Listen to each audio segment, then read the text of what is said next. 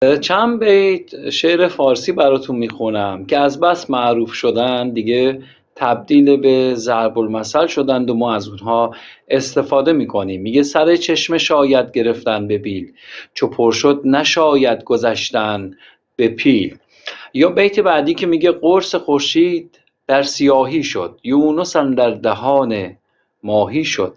بیت دیگر که میگه پرتو نیکان نگیرد، هر که بنیادش بد است، تربیت نااهل را چون گردکان بر گنبد است. و به این بیت‌ها اضافه کنید در حقیقت سگ اصحاب کهف روزی چند پی نیکان گرفت و مردم شد. و تموم نشده، در این حکایتی که من دارم ازش براتون میخونم باز هم ابیاتی داریم که معروفند و ضرب المثلند و ما فارسی زبانان از اونها استفاده میکنیم. و چه حکایت درخشانی است در باب اول گلستان سعدی در سیرت پادشاهان، حکایت 4.